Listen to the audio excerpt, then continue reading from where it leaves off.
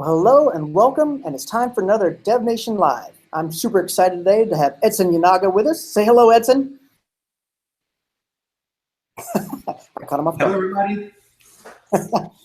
So Edson Yanaga is with us today. He's specifically going to be drilling down on zero downtime database migrations. So for the world we're living in now with cloud native computing and people working in containers and microservices, we tend to forget about that little old monolithic database that we all have.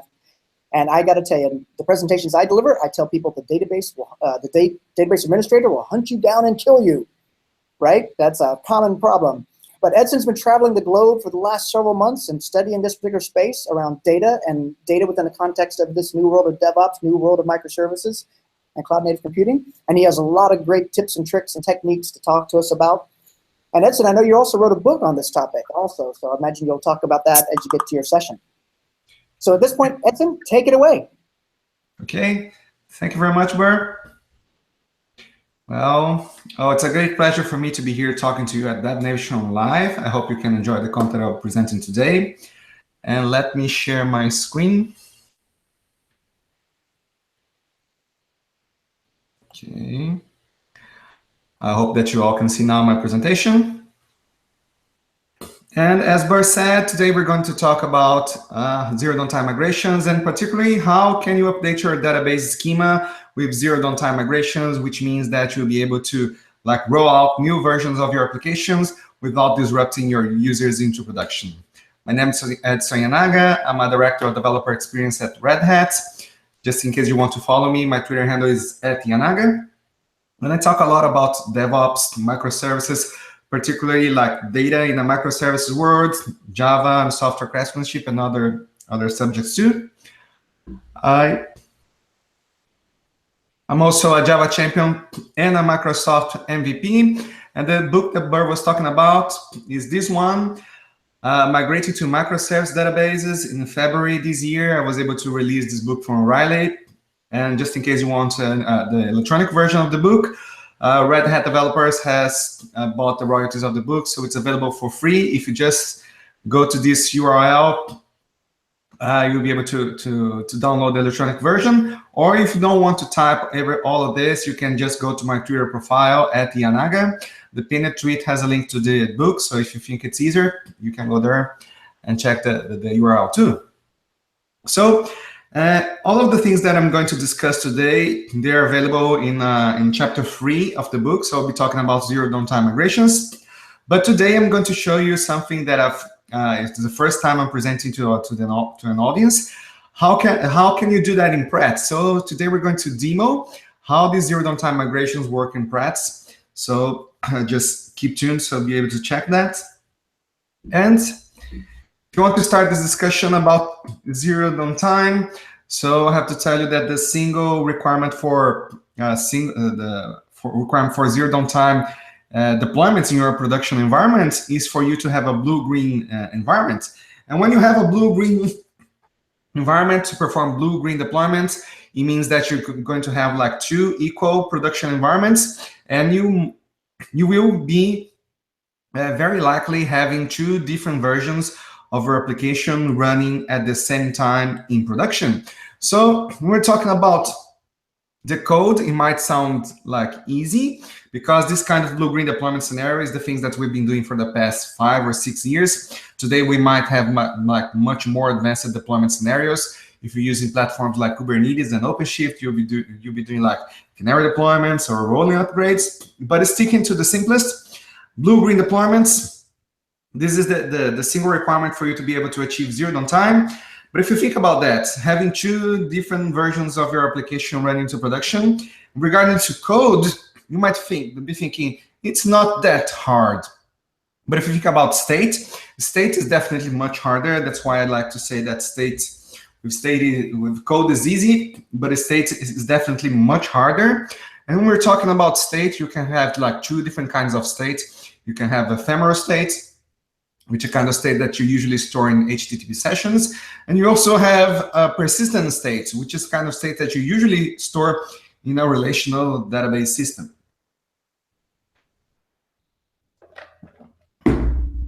And we are going to deal specifically with relational databases on the stock. So because after traveling and talking a lot with different teams and people worldwide of how was the challenges that they had trying to deal with data in a microservice world, number one question that I always receive is this: how do I deal with my relational database? And since we're talking about zero downtime migrations, I'll have to tell you that you're not allowed to do like migrations manually anymore.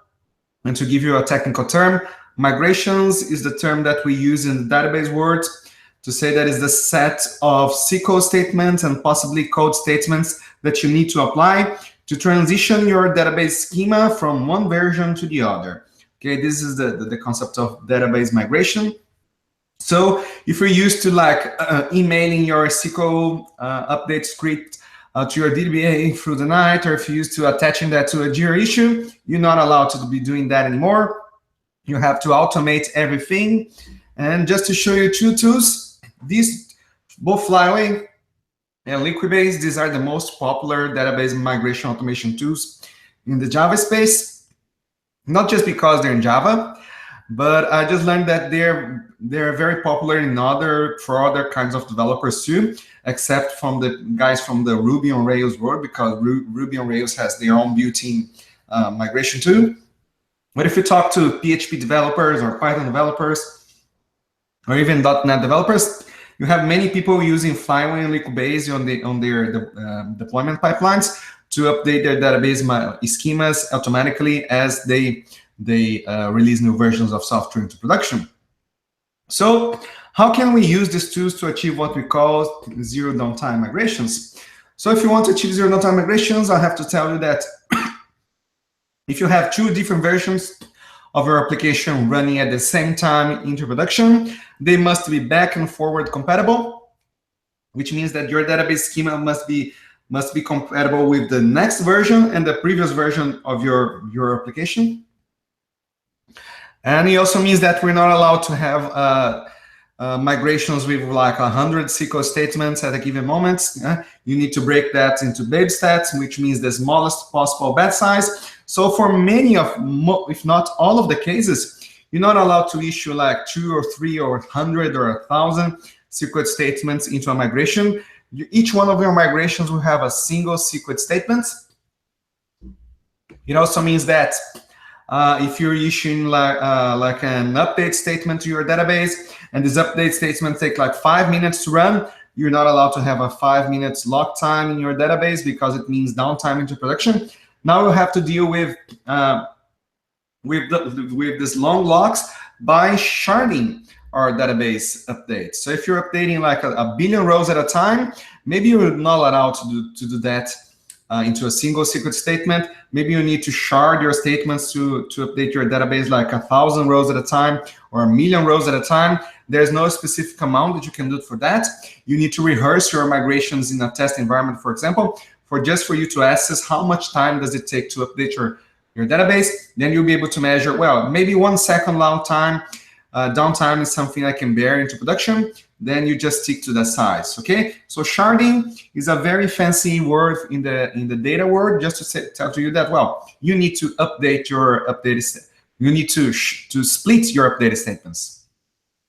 So if you used to do something like this, alter table customers, rename column wrong to other thing, then you're not allowed to do that anymore. Maybe you have to split your SQL statements into something like this. Maybe first you have to add a column, then you have to update your database using shards.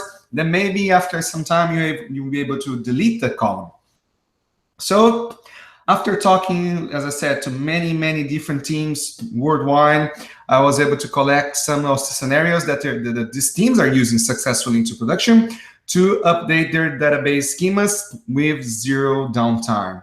So the 4 main scenarios that I was able to collect were these ones: add a column, rename a column, change the type and format of a column, and deleting a column.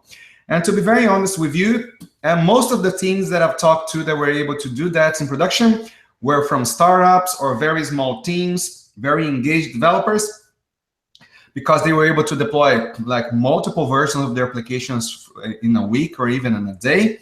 But in the past year, I was very happy to see, after I published my book, very happy to see that some enterprise teams were also trying to engage with some of these practices, and I've received some very very good news from some of these teams that were doing these zero downtime migrations into production. So I hope that after seeing this session, you'll be able to apply some of these techniques into your production environment to achieve these zero downtime migrations.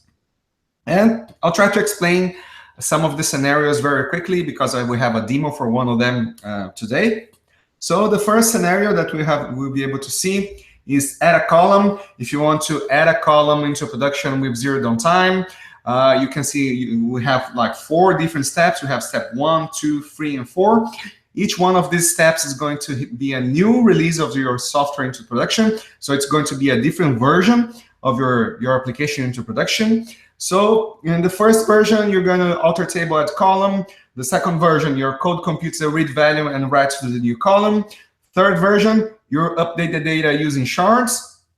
And fourth version, it might be the last one, code reads and writes from the new column. And I have to tell you, of course, between each one of those releases into production, you have to open your database CLI and issue some SQL select statements to check if your data is being written in the wrong, in the right column, in the appropriate format, and something else. So this is the simplest possible scenario. And again, all of this information is described in my book, so you'll be able to get like much more details if you read the chapter of my book.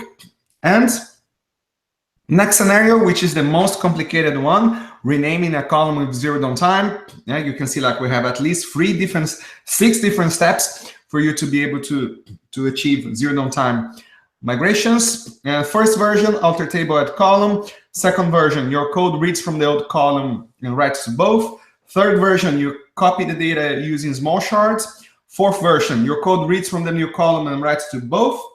Fifth version, code reads and writes from the new column. And sixth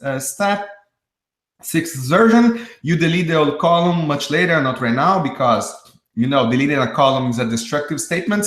You lose the data into production. And some of the secret ingredient from all of these zero downtime migrations is that I never issue a destructive statement into production.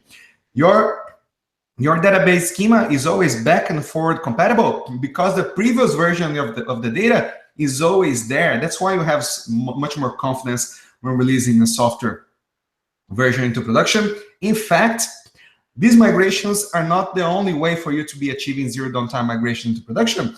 They are also the safest way for you to be updating your database schema into production because you never lose any data. And this is the scenario that I want to show you today in practice, because I think many people, after reading these steps and thinking about that, I don't know if it works into production because, I'm suspicious about that.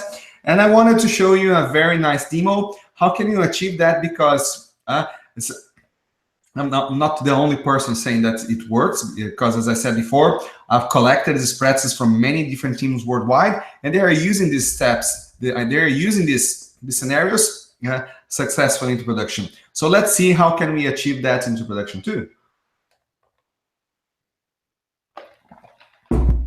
So now,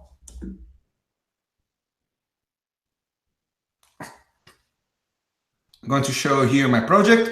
I created a very simple wildfly swarm project using some domain-driven design techniques, which will probably be the subject of another session that we'll have later.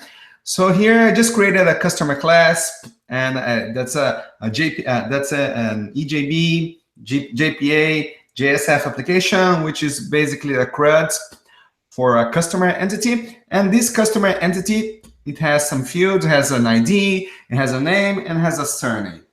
Okay, you might be thinking, well, why the hell did he put like this name and surname class in name and surname? Well, in the end, I'm storing this information as varchar columns in my database, but I'm using custom types. In the domain-driven design world, we call this value objects. So you also have to code something to be able to store and retrieve these things from your database if you're using value objects. But again, This is the subject for another day. Just have in mind that this is our plain Java classes, and they are being, just think of them as the strings because I'm storing them to my relational database as varchar columns. So what do I need to do? What do I want to do? I want to rename this field surname. Maybe somebody asked me to rename that to last name. So I want to show you that this application is running successfully today, right now. And I have my application here. I want to run that with my Wildfly Swarm plugin. So while running my Maven build. So it's the Wildfly Swarm plugin. Basically, in the way it's configured in my application, it's packing everything inside a fat jar, which in this case will not be a very fat jar. It will be a thinner version of my jar, and it's already running my application. Okay, and since I told you that you need to automate everything in your application, yes, Wildfly Swarm already has a plugin built in for Flyway. So Flyway is a database migration automation tool. And if I just create special SQL files in this folder, db.migration, and I use this special naming for my SQL statements, it automatically will create and execute these statements as soon as my application boots up. So that's what happened here. I had an empty MySQL database in my machine. So they just created a table, and now I inserted 2 different customers, myself and Burr. So if I open here my application, which is already running, you can see that I have this data already populated.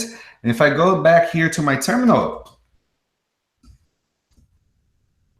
I can see, yes, the data is there. If I want to show you the tables, basically Flyway created the customer table for me and also created this table schema version, which is the table that Flyway uses to keep track of which migrations were successfully applied already to my database schema. So if I get here, select schema version, you can see that I have like my initial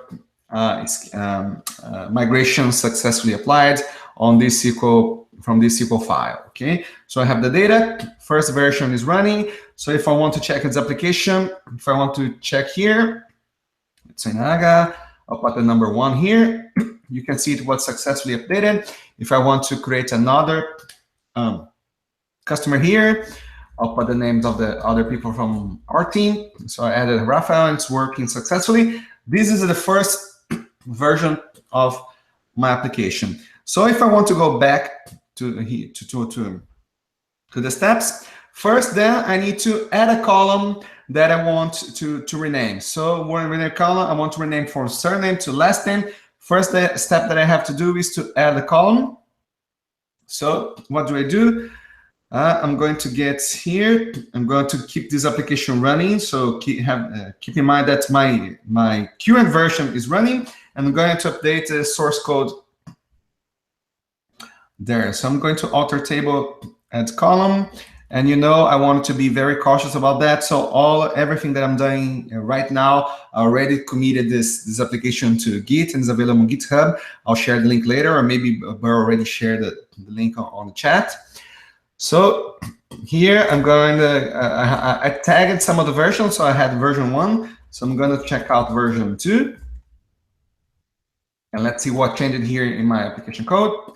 You can see if I come back here to my customer class, I didn't have change anything yet, but I just added a second migration to my application, which is the add last name column. So first, I'm going to modify the surname column because currently it has a not null constraint. I'm going to remove the not null constraint, and I'm going to add the second column called last name to my database schema. So that's the only change that I performed here so far. And let's run this application into production. Let's see. Now I want to do the same.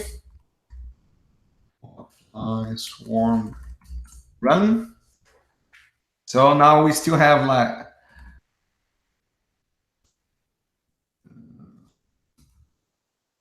outfly. I'm missing an F, and swarm HTTP port. I want to change the port because I want both versions running into production at the same time. So I have version 1 running here, and now let's run version 2,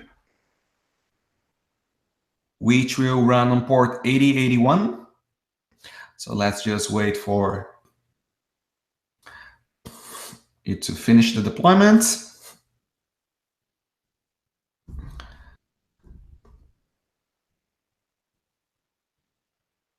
If you want to know, usually Warmfly Swarm starts much faster, but since I have a lot of things running in my machine, and I also have this Hangout running on the background, it takes a lot of CPU.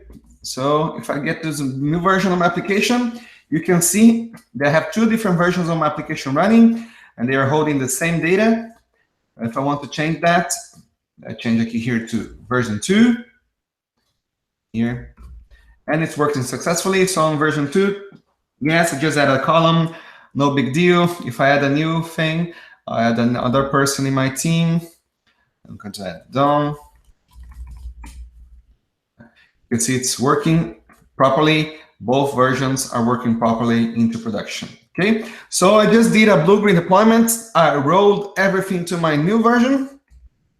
So maybe now that I've seen that everything is running okay, I can stop the first version of my application because I only need now the second version of my application to be running successfully into production. And second step, now I've added a column already. Now I need to, my code reads from the old column and writes to both. How do I do that? So I want to get here in my code. So I'm going to open another terminal. I'm going to out the third version. So if I go back here to my ID, if I go to customer class, what did I do?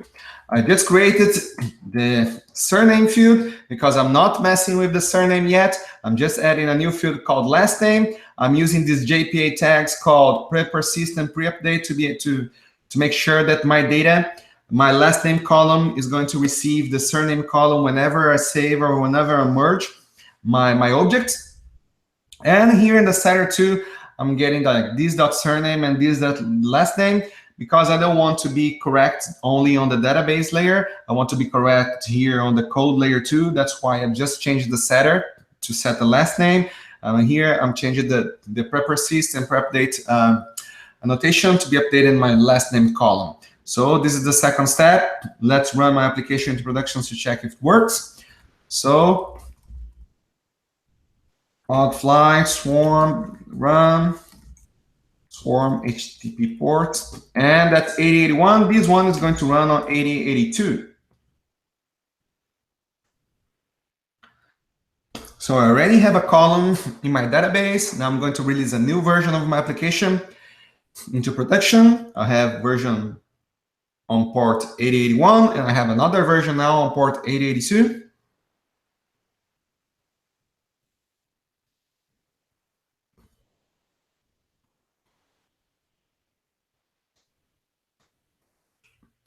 Okay, now it's running. So you can see here, I'll check this. This version is still running successfully. Now let's go to 8082. So you can see this application is running, at least it's reading from the database, but let's see how it works when I try to update that. I'll try to update myself. And you can see data successfully updated. If I check that here, it's running too. Let's see what's happening inside my database. So if I select everything from customer, you can see that whenever I update or whenever I create a new one in my application, it's going to write both surname and last name. So updated Edson. So now I have the updated value in both surname and last name columns. Let's try to create a new customer here. I'll add Kamesh. So you can see I add a Kamesh on my new version. It works successfully. If I get back here to my old version, it's working properly too. If I go to my database, you can see that all the updated records and all the new records, they are already writing to both columns. But the old columns, the old rows, they still have a null value in the last name because nobody's updating that. So that should be our next step. Everything is running properly. So, well, I just rolled out a new version of my application. Now I can stop the previous version from running. I'll stop this version from my application. And I'm at version 3. Let's now check out version 4.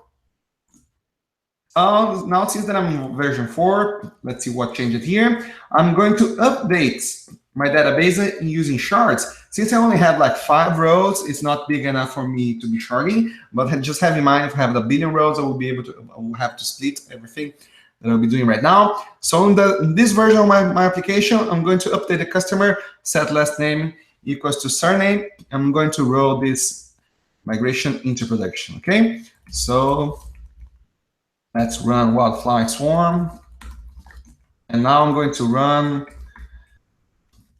port 8083.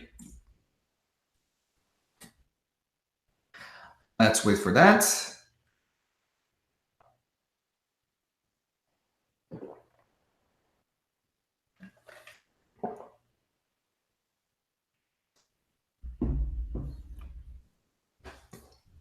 And you know that it always takes longer when you're looking at and doing something through a YouTube live transmission. Okay, now it's ready. Let's go to our application. So this is not working anymore. And now let's go to localhost 883. My application is running successfully. Let's do previous one. Previous one is queuing successfully too. And let's see the data on my database. So if I go to my SQL terminal, you can see that all of the columns are populated right now. If I decide to change here, 4, you can see that my new version is running, is updating successfully, everything. If I want to add a new, let's add a new guy here. I'll add Paul, which is watching us. If I add Paul, it adds successfully on both versions. And if I go to my database, both of my versions are reading and writing the same thing from both columns. So that's the version that I wanted to show to you. So now let's get back here. I did a successful deployment. I can stop the previous version. And let's go on version 5. Let's go to the next version. If I did V5, I go back to my presentation here. I just copy the data using small shards. Now I can change my code to read from the new column, but keep writing to both because I need my previous version to be working successfully. So that's what I did right now. If I go here to my customer class, you can see that now, instead of updating the last name with the surname value, I'm doing the opposite. I'm updating the surname, which is the old column, with the column from last name, which is the current property that I'll be using in my code. And also here, in my setter, I'm setting the, I just changed it here because I'm setting both variables at the same time. But you can see later I'll be renaming this getter and setters to surname too, so it will be a successful migration. So now I'm updating surname. I'm just using last name into production because you can see here, get surname is returning the value from last name column, and surname is not being used anymore, but it's getting updated on the database. So let's deploy this into production and check if it's going to run.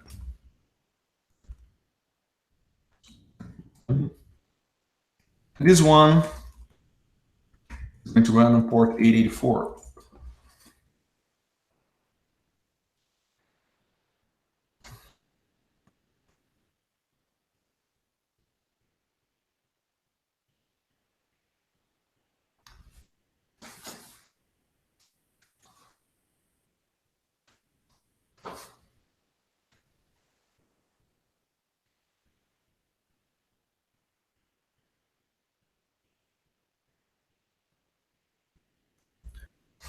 It's ready.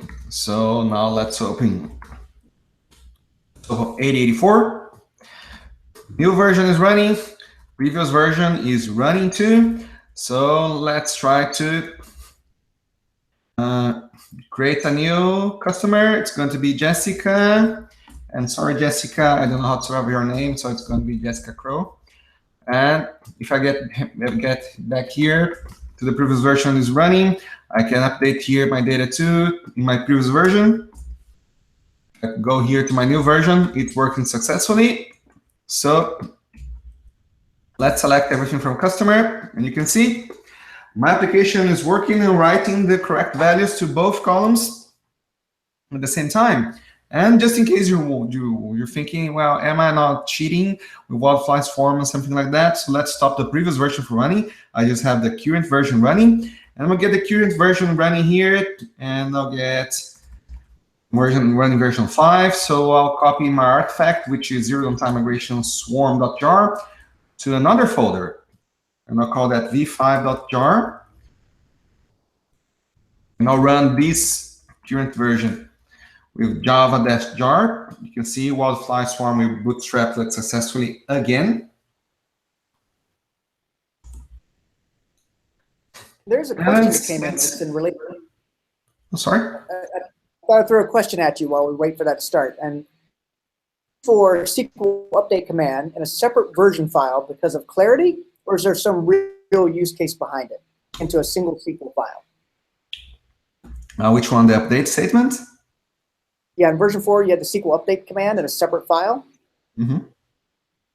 Yes. Is there a reason for that?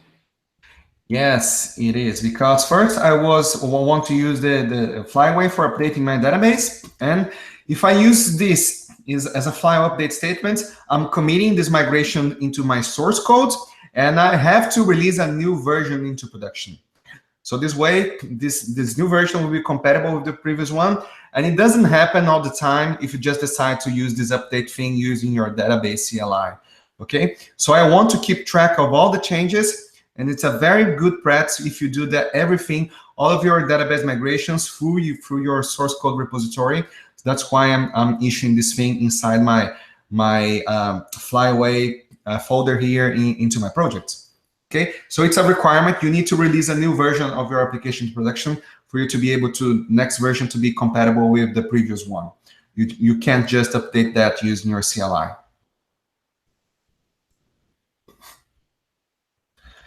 Okay, so I have a new version. So let's get to the last release, which is my code reads and writes from the new column, which means everything is working perfectly fine.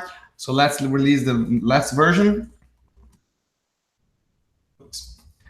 Git red hat, zero downtime.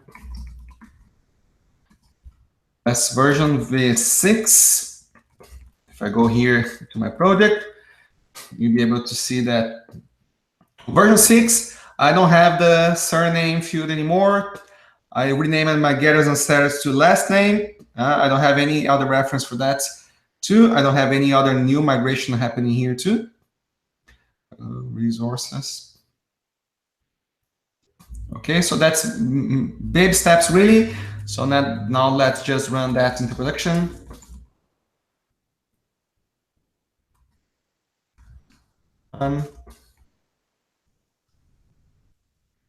Remember 85. Oh, this one I didn't give the parameter, so it's running on 8080. So previous version running on 8080 and latest version running on 8085. Let's wait for it to deploy. We're almost done with the demo.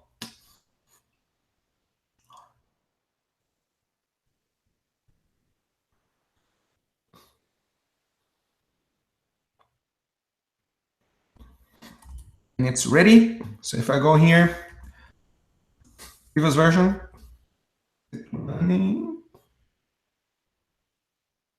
8080. Where's my application? Okay, I'll get to my previous version. Swarm HTTP port 8084. Let's go to the latest version, which is 8085. You can see my latest version is working properly. Here, It's up already. It's ready. So if I go here to 884, previous version running successfully too. But you can see if you go to my previous version, and I create another person from the team. I'll put Andrea. It's running. If I have select assets from customer, it's writing for both.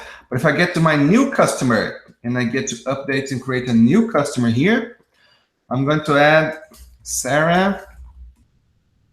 Both are running successfully into production. You can see everything is fine. But if you go to latest version, it's not writing to the previous version, to the previous column anymore, surname, because it's not needed. But both versions, previous one, a new version, are working properly into production. And as I was trying to you, everything is working successfully into production. Now that my code reads and writes from the new column only, I can much later delete the old column, but I never delete now because, maybe I need to roll back my application to the previous version. So I'm just going to mark my version for deletion because maybe the DBA on the maintenance window, he or she will be able to delete the column because after performing a backup, okay? So that's the most complicated scenario, renaming a column. And I hope I have shown you that I've done that successfully, running different versions of my application into production.